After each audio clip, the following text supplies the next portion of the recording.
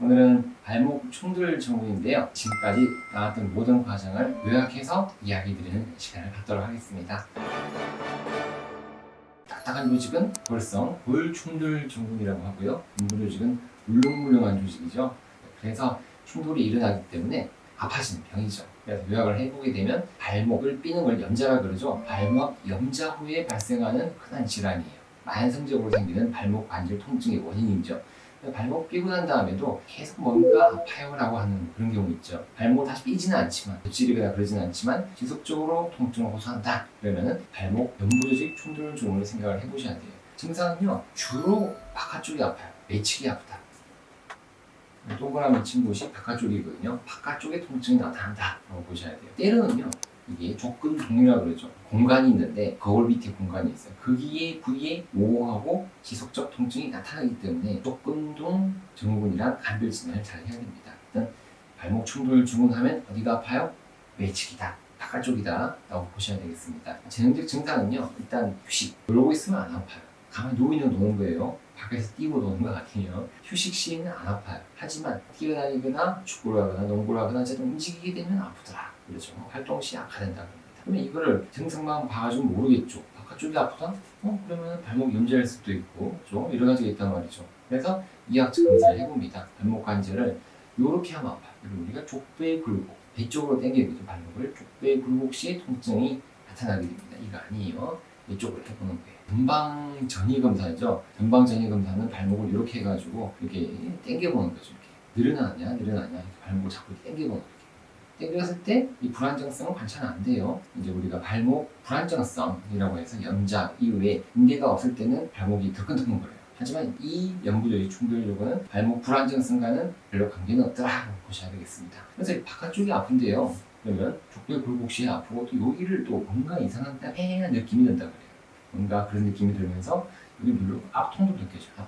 압통이 느껴지고 여기 부종이 있어요. 이학적 검사는 어떻게 봐야 돼요? 발목을 이렇게 했을 때 아프고 여기 눌렀을 때 아프고 그리고 여기 뭔가 부어있더라. 발목 외측에 생기는 연부조직 충돌 증후군을 의심해 봐야 되는 거예요.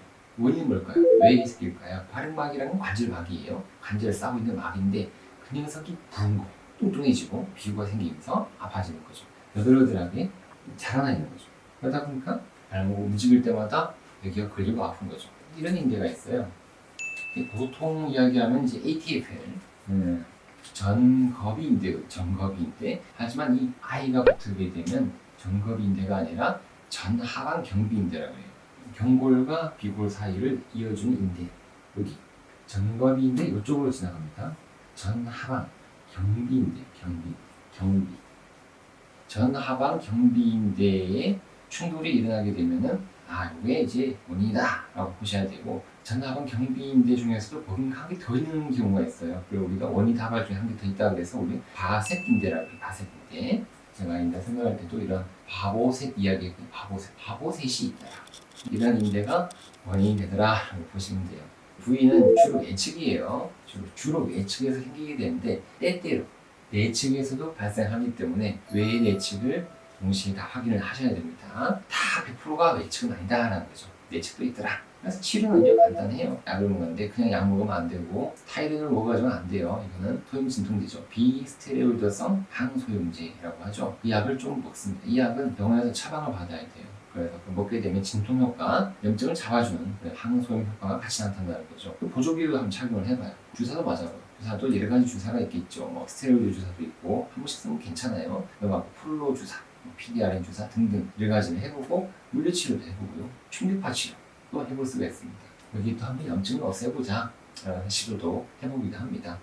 이런 대부분의 치료하다 보면 좋아져요. 보통은 보온적 치료하다 보면 좋아지거든요. 그러면은 그냥 좋아졌다라고 이야기를 합니다. 하지만 3개월 이상의 보온적 치료에도 고전이 없게 된 경우에는 수술을 해야 돼요. 뭐라고요? 몇 개월이에요? 3개월입니다. 3개월의 보온적 치료에도 증상에 호전이 없다.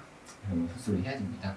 수술은 간단해요. 여기 있는 이런 거 있죠. 너덜너덜하거나 바보색 인대가 있더라. 활액막이 비유가 있거나 고착돼 있다거나 아니면 인대가 뭔가 바센 인대가 걸리거나 그러면은 몇 년 들지에서 잘라주는 거죠. 제거해주면 돼요.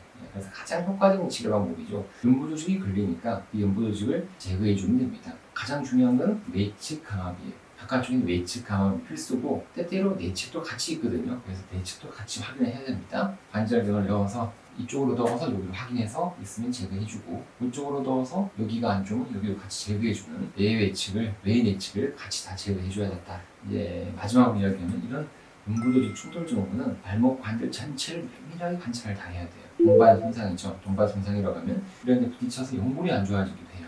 동반 손상 및 또 정거비 인대라든지 다른 인대는 괜찮은가, 연골, 인대, 다른 병변 부위를 철저하게 잘 밝혀가지고 간과하지 않도록 노력을 잘 해야 되겠습니다. 요약이 끝났는데요. 마지막으로 재활입니다. 재활은 고유감각이에요. 이게 발목이 계속 아프다 그러면 뭔가 느낌이 이상해져요. 이게 내가 움직이고 하지 않는 그런 따라와야 돼요. 고유감각이라죠. 고유감각. 외우면 외우고 쓰면 쓰고 또 발목을 움직였을 때 잘 따라오는 고유 수용성 감각인데, 그걸 회복시키기 위한 재활 치료가 운동이 필요하다. 혼자 해도 되고 안 되면 병원에 와서 재활을 하면서 자꾸 끌어올리게 주게 되면 다시 좋아질 거예요.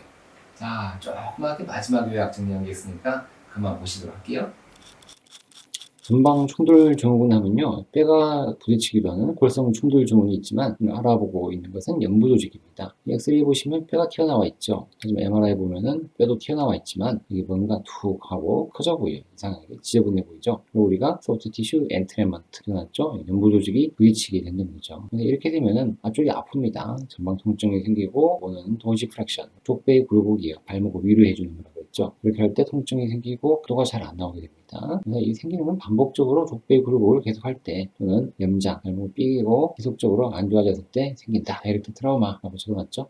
그게 전방 통증입니다. 전방 통증은 뼈가 생기기도 합니다. 뼈가 자라나서 생기기도 하지만 저런 쪽에는 시노비얼 티슈, 활액막입니다. 활액막이 걸려서 생긴다. 또 인대 조직이 걸려서 생긴다. 전하방 경비인대, 바셋 인대라고 하죠. 이것 때문에 생긴다라는 거죠. 그래서 발목을 위로 하면 아프기 때문에 이거는 위로 걸어갈 때, 언덕을 올라갈 때 발목이 위로 이렇게 되잖아요. 족배 굴곡. 그래서 워킹 어필, 위로 올라갈 때 아프더라, 활동할 때 아프더라, 족배 굴곡 할 때 각도가 안 나오고 통증이 생긴다라는 거죠. 치료는 뭐 이렇게 좀 쉬어보고요. 약 먹고 아이싱하고 물리치료하고, 이것도 좋은 방법인데요. 족배 굴곡 할 때 아프니까 발 뒤꿈치를 높여주게 되면은 족배 굴곡이 잘 안 되잖아요. 그런 보조기를 사용한다, 깔창을 사용한다는 거죠. 안 되면 수술한다 라고 보셔야 되겠죠. 그리고 정거비인대죠. 이거는 전하방경비인대, AITF를 적어놨죠. 여기입니다. 정거비인대 밑에 쪽, 상당히 밑에 쪽이고, 정거비인대 이쪽이죠. 그래서 발목에서 걸리게 되는 정거비인대보다는 전하방경비인대가 통증이 많이 생기고 충돌이 발생하게 됩니다.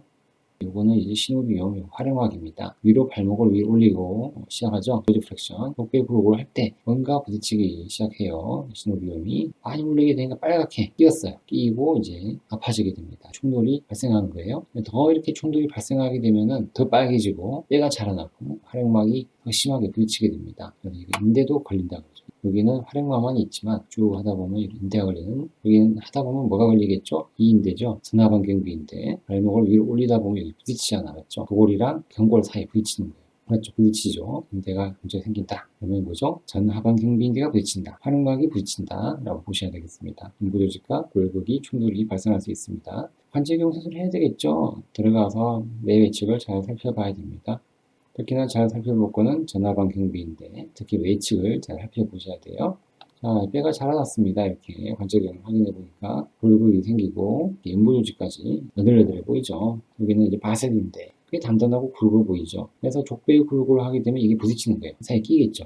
경골과 골골 사이에 끼는 거예요. 뼈도 부딪히지만 연부조직도 끼게 됩니다. 이것도 끼지만 이건 많이 끼게 생겼죠. 딱딱하게 해가지고. 전하방 경비인대는 많이 삐고 연부조직 충돌 증후의 전외측 연부조직 충돌 증후의 원인이다 라고 보셔야 되겠습니다. 자, 마지막까지 영상 보고 나니까 이제 드디어 연부조직 충돌 증후의 요약을 다 한 것 같습니다. 이거 수고하셨습니다. 도움 많이 되셨길 바랍니다. 발목도 빨리 좋아지시고요.